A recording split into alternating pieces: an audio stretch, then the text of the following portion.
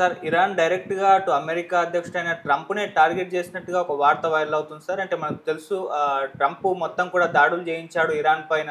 So, ఈ నేపథ్యంలో దానికి కౌంటర్ అటాక్‌గా అటు అమెరికా పైన దాడులు చేయడం కంటే డైరెక్ట్‌గా ట్రంప్‌నే టార్గెట్ చేసి లేపేస్తే ఒక పనైపోతుంది గదా! అన్న ఆలోచనలో ఇరాన్ ఉందని, అందుకే అక్కడున్న వాళ్ళ టెర్రరిస్ట్ క్యాంపెయిన్‌లని స్లీపర్ సెల్స్‌లని యాక్టివేట్ చేసేసి ట్రంప్‌ని చంపించే ఒక ప్రయత్నం, ఒక కుట్ర పన్నుతున్నట్టుగా వార్తలైతే వినిపిస్తున్నాయి. సో, దీనికి చాలా ముస్లిం దేశాలు కూడా మద్దతు తెలుపుతున్నట్టుగా కూడా తెలుస్తుంది. మరి ఇది పాసిబుల్ అవుతుందా? ట్రంప్‌ని లేపేయడం అనేది? దీన్ని ఏ విధంగా చూడొచ్చు? మరి ఈ కుట్ర కోణంకి సంబంధించి మీరేం చెప్తారు? ప్రధానంగా వరల్డ్‌లో అంటే ప్రపంచంలో టెర్రరిజానికి ప్రధాన కారణం అమెరికా అనే ఆరోపణలున్నాయి. ఎందుకంటే అమెరికా అనేక దేశాల మీద దాడులు చేయడం, వాళ్ళ ప్రెసిడెంట్‌లని లేకపోతే ప్రధానమంత్రులని మార్చేయడం, ఆయా దేశాల్లో అల్లకల్లోలం చేయడం. దీనివల్ల వాళ్ళు డైరెక్ట్‌గా అమెరికాతో పోరాడలేక అసిమెట్రిక్ వార్ అంటారు. అసిమెట్రిక్ వార్ అంటే సిమెట్రిక్ అంటే డైరెక్ట్‌గా ఈక్వల్‌గా పోరాటం. అసిమెట్రిక్ వార్ అనేది ఇండైరెక్ట్‌గా రకరకాల పద్ధతిలో పోరాటం. ప్రాక్సీస్ అంటారు. ప్రాక్సీల పద్ధతిలో పోరాటం. అంటే ప్రచ్ఛన్న యుద్ధాలు. అలాగా ఇప్పుడు ఇరాన్ గూడా బలహీనమైన దేశం అమెరికాతో పోలిస్తున్నప్పుడు లేదా ఇజ్రాయెల్‌తో పోలిసినప్పుడు డిఫెన్స్ పరంగా బలహీనమైన దేశం ఖచ్చితంగా. సో, కాకపోతే ఏందంటే అక్కడ జియోగ్రఫిల్ పరంగా తర్వాత స్ట్రాటజికలీ అది వెరీ వెరీ ఇంపార్టెంట్ కంట్రీ. చాలా స్ట్రాంగ్‌గా గూడా నిలబడుతున్న కంట్రీ. ఎందుకంటే దాదాపు 5,000 సంవత్సరాల చరిత్ర ఉంది దానికి. 9,00,00,000 పాపులేషన్ ఉంది. చాలా స్ట్రాంగ్‌గా నిలబడుతున్న కంట్రీ. రెండోది దానికొక థియలాజికల్ ఐడియాలజీ గూడా ఉందన్నమాట. అంటే ఇస్లామిస్ట్ ఐడియాలజీ ఉన్న దేశం. సో, గట్టిగా నిలబడుతున్నారు. ఇప్పుడు ఈ అటాక్ తర్వాత ఇరాన్‌లో ఆహ్, అంతర్గతంగా ఉండే ఒక అనైక్యత అనేది కూడా పోయి ఇప్పుడు అందరూ కూడా అమెరికాకు వ్యతిరేకంగా యునైట్ అయ్యారని కూడా ఇంతకు ముందే నేను ఒక తెహరాన్‌లో పనిచేసే ఒక మహిళా లెక్చరర్ మాట్లాడుతుంది. ఆమె చెప్తుంది, నేను నిన్న మసీదుకెళ్తే కూడా మసీదులో చిన్న పిల్లల్ని తీసుకొనొచ్చారు, ముసలోళ్ళొచ్చారు. అందరూ గూడా చెప్తున్నారు, "మీరు కాంప్రమైజ్ కాకండి. అమెరికాని విడిచిపెట్టకండి. మన దేశం మీద వాళ్ళు దాడి చేస్తే మనం ఎందుకు సైలెంట్‌గా ఉండాలి? మేము అవసరమైతే మేమంతా గూడా మిలిటరీలో జాయిన్ అవుతాం" అన్నట్టుగా వాళ్ళు మాట్లాడుతున్నారు. ఇంతకు ముందు కంటే కూడా ఐక్యత ఇక్కడ పెరిగింది అనేది ఆమె చెప్తుంది. వెస్టర్న్ మీడియా అబద్ధాలు ప్రచారం చేస్తుందని గూడా ఆమె మాట్లాడుతున్నారు. సో, అది కొంతవరకు వాస్తవం గూడా అయ్యే అవకాశం ఉంది. ఎప్పుడైనా మనం గూడా ఇప్పుడు మోడీని వ్యతిరేకించే వాళ్ళంతా కూడా యునైట్ అయ్యారు గదా! ఇక్కడ పాకిస్తాన్ వార్ వచ్చినప్పుడు. సో, ఈవెన్ కాంగ్రెస్ కూడా యునైట్ అయింది. అన్ని పార్టీలు సపోర్ట్ చేసే మోడీకి. అట్లాగే అక్కడ గూడా పాకిస్తాన్‌లో గూడా జైల్లో ఉంటున్న ఇమ్రాన్ ఖాన్ లాంటోళ్ళు గూడా వారికి మద్దతు పలికారు. ఎప్పుడైనా యుద్ధం అనేది వచ్చినప్పుడు ఖచ్చితంగా ఇంటర్నల్‌గా ఎన్ని గొడవలున్నా అందరూ యునైట్ అవుతారు. అలాగే ఇరాన్‌లో కూడా యునైట్ అయ్యారని చెప్తున్నారు. అయితే ఇప్పుడు ఇరాన్ ముందున్న కర్తవ్యం ఏందంటే, ఇరాన్ ఏం చేయగలదు? ఈ అమెరికన్ బేసుల మీద అటాక్ చేయడం ఒక ఆప్షను. ఏది మిడిల్ ఈస్ట్‌లో, వెస్ట్ ఏషియాలో ఉన్న అమెరికా ఫోర్సెస్ మీద దాడి చేయాలి. అమెరికా ఫోర్సెస్ ఒక 50,000 మంది ఉన్నారు. దాదాపు 19 దేశాల్లో దాని బేసెస్ ఉన్నాయి. వాళ్ళని అటాక్ చేయాలి. అది అటాక్ చేస్తే అమెరికా తన మీద యుద్ధం చేస్తున్నాడు అని చెప్పి అమెరికా పెద్ద ఎత్తున ప్రచార కార్యక్రమం మొదలుపెట్టి పెద్ద ఎత్తున దాడి చేసే అవకాశం ఉంది ఇరాన్ మీద. అమెరికాని ఎదుర్కొనే స్థాయి ఇరాన్‌కి లేదు. ఆల్రెడీ ఇరాన్ అన్ని రకాలుగా బలహీనంగా ఉంది. రెండవ ఆప్షను హర్ముజ్ జలసంధిని మూసేయడం. అది నిన్న పార్లమెంట్‌లో కూడా ఆమోదించారు. కానీ అది కూడా యాక్ట్ ఆఫ్ వార్ గానే పరిగణిస్తారు. ఎందుకంటే ప్రపంచవ్యాప్తంగా 20% నౌకలు కార్గో షిప్ కావచ్చు, ఆయిల్ ట్యాంకర్స్ కావచ్చు, అవన్నీ కూడా అక్కడి నుంచే వస్తాయి కాబట్టి ఆ మార్గం ద్వారా అది కూడా యాక్ట్ ఆఫ్ వార్ అనే అవకాశం ఉంది. సో, అందువల్ల ఇరాన్ ఇప్పుడు సరెండర్ అయిపోయి చర్చలకెళ్తేమో ఇంకా ఎక్కువగా కండిషన్‌లు పెడతారు ఇజ్రాయెల్ అండ్ అమెరికా. అసలు కంప్లీట్‌గా సివిల్ పర్పస్‌లకు కూడా న్యూక్లియర్‌ని మీరు వాడొద్దండి. కంప్లీట్‌గా న్యూక్లియర్ అనేది కనబడకూడదు. యురేనియం నిల్వలు ఎక్కడ ఉండకూడదు అన్నట్టుగా వాళ్ళు అగ్రీమెంట్ చేసుకునే అవకాశం ఉంది. ఎందుకంటే బలహీనంగా ఉన్నప్పుడు ఎవడైనా కూడా కండిషన్‌లు ఎక్కువ పెడతారు మనకు తెలుసు. స్ట్రాంగ్‌గా ఉంటే అవతలోడు కూడా కండిషన్‌లు దానికి తగినట్టు ఉంటాయి. సో, అందుకని వీక్‌నెస్‌లో నుంచి వెళ్ళకూడదనేది ఇరాన్‌కుంది. ఈ నేపథ్యంలో ఇరాన్‌లో ఉండే ఒక చాలామంది ఏం మాట్లాడుతున్నారంటే, death to America, death to Trump అనే స్లోగన్‌లు విపరీతంగా వినిపిస్తున్నాయి. అంటే ఇరాన్ లోపల ప్రజల్లో కూడా తీవ్రమైన ఆహ్, కోప కోపం ఉంది ఇజ్రాయెల్ మీద, దీని మీద.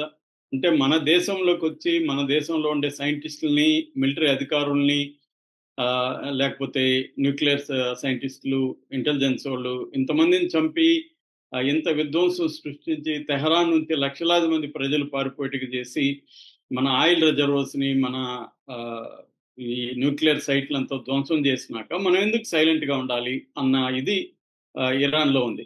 అందుకని ఇప్పుడు ఏం చేస్తున్నారంటే ట్రంప్ని టార్గెట్ చేయాలి అనేది ఒక ప్లాన్. ఆల్రెడీ ఇంతకు ముందు కూడా హెచ్చరించారు ఇరాన్ ప్రభుత్వం, మా దేశం మీదకి దాడికి వస్తే మేము స్లీపర్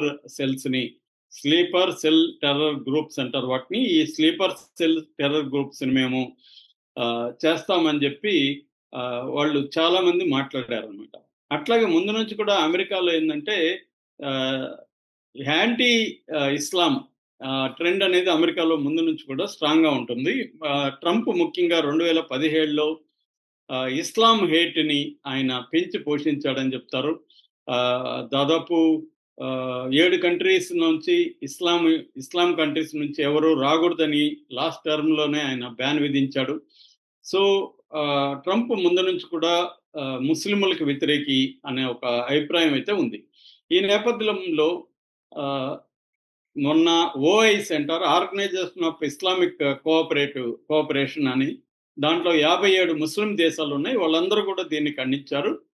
పాకిస్తాన్ కావచ్చు, టర్కీ కావచ్చు, యుఏఈ కావచ్చు, ఒమన్ కావచ్చు, ఇరాక్ కావచ్చు, ఖతర్ కావచ్చు, వీళ్ళందరూ అమెరికాకు అనుకూలంగా ఉన్న వాళ్ళు కూడా అమెరికా దాడిని ఖండించారు. ఎందుకంటే ఇప్పుడు మొత్తం ముస్లిం దేశాల్లో ఒక అభద్రతా భావం అనేది వచ్చింది. వాళ్ళకి ఇరాన్ ఉండడం వల్ల అమెరికాతో కొంత బార్గెనింగ్ పవర్ అనేది ఉంటుంది. మనకి జిజక్ అనే ఒక ఫిలాసఫర్ ఏమంటారంటే, భగత్ సింగ్ ఉండడం వల్లే గాంధీ బ్రిటిష్ వాళ్ళతో కొంత స్ట్రాంగ్గా కొంత బార్గెనింగ్ చేయగలిగాడని. అంటే మీరు నాతో డీల్ చేయకపోతే మీరు భగత్ సింగ్ బ్యాచ్తో డీల్ చేయాల్సి ఉంటుంది అనేది ఒక రకంగా బెదిరించాడు బ్రిటిష్ వాళ్ళని. అంటే వైలెన్స్ని గాంధీ కూడా ఉపయోగించుకున్నాడు ఇండైరెక్ట్గా అని స్లవై జిజక్ ఆయన ఒక థియరీ చేశాడు. అది వాస్తవం కూడా. ఎందుకంటే చాలాసార్లు మీరు నా మావోయిస్టుల తరఫున నిలబడే పౌర హక్కుల సంఘాల మేధావులకి ఎందుకు వెయిట్ వస్తుందంటే, మీరు మాతో డీల్ చేయకపోతే మీరు మావోయిస్టులతో డీల్ చేయాలి అని ప్రభుత్వాన్ని ఒక రకంగా వాళ్ళు బెదిరించడం అనేది జరుగుతుంటుంది. ప్రజా సంఘాలు గద్దర్ లాంటి వాళ్ళకి ఎందుకంటే ఇంపార్టెన్స్ వచ్చింది ఆ కాలంలో అంటే, ఖచ్చితంగా గద్దర్తో మాట్లాడుకుంటే బెటర్ కదా, లేకపోతే మావోయిస్టులతో ఇబ్బంది అవుతుంది అని చాలా మంది గద్దర్తో కాంప్రమైజ్ అయిపోయిన వాళ్ళు చాలా మంది ఉన్నారు. పరిటాలరావు లాంటి వాళ్ళు గద్దర్ను ఉపయోగించుకొని అప్పట్లో పీపుల్స్ వార్తో రాజీలు చేసుకున్న వాళ్ళు చాలా మంది ఉన్నారు. అలాగా ఇక్కడ కూడా అదే జరిగే అవకాశం ఉంది. ముస్లిం దేశాలకు అన్నిటికీ ఇరాన్ లాంటిది ఒక స్ట్రాంగ్ అక్కడ మిడిల్ ఈస్ట్లో లేకపోతే, రేపొద్దున ఇరాన్ అయింది, రేపు టర్కీ అవుతుంది. టర్కీ మీద కూడా ఇదే పెడతారు. ఎందుకంటే ఆల్రెడీ ఇరాక్, లిబియా, లెబనాను, మొన్న యెమెన్, వీటన్నిటి పరిస్థితి ఏంటి, వాళ్ళ తొక్కేశారు వాటన్నిటిని. ఇప్పుడు ఉన్నది ఒకే ఒక ఫోర్సు ఇరాన్ కూడా తొక్కేస్తే ఏమవుతుంది, మొత్తం అక్కడ వెస్ట్ ఏషియా కావచ్చు, మిడిల్ ఈస్ట్ కావచ్చు, అన్ని దేశాలు కూడా భయంతో బతకాల్సిన పరిస్థితి, లొంగిపోయి ఇజ్రాయెల్కి, అమెరికాకి లొంగిపోయి బతకాల్సిన పరిస్థితి. సో అందుకని కూడా వాళ్ళందరూ కూడా రహస్యంగా ఇరాన్ సపోర్ట్ చేస్తారంటున్నారు. ముఖ్యంగా ఐసిస్ కే అంటారు, ఒక గ్రూప్ ఉంది. మామూలుగా ఐసిస్ అంటే Islamic state of Iraq and Syria.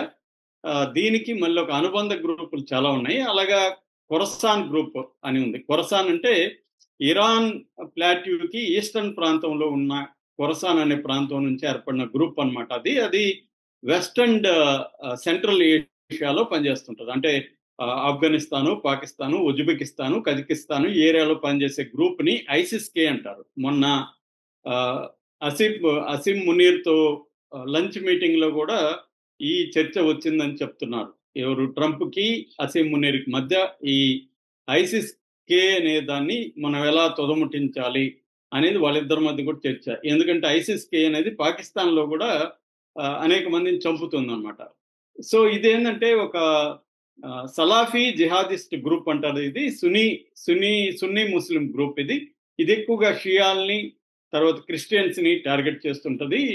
నిన్న జరిగిన సిరియాలో డమస్కస్లో జరిగిన చర్చి మీద అటాక్ కూడా ఈ ఐసిస్ గ్రూపే చేసిందనమాట. ఈ ఐసిస్ కే గ్రూప్ అనేది ఇప్పుడు ఇరాన్కి కొన్నిసార్లు ఇరాన్తో మద్దతులో ఉంటుంది, కొన్నిసార్లు వ్యతిరేకత ఉంటుంది. ఆ గ్రూప్లో కూడా కొంతమంది ఇరాన్కి అనుకూలంగా ఉన్నారని చెప్తున్నారు. ముఖ్యంగా వాళ్ళకి ట్రంప్ అంటే పడదు. సో ట్రంప్ని చంపడానికి ఈ గ్రూపు ఇప్పుడు బయలుదేరబోతుందని చెప్తున్నారు. కానీ ట్రంప్ని చంపడం అంత సులభమైతే కాదు. ఎందుకంటే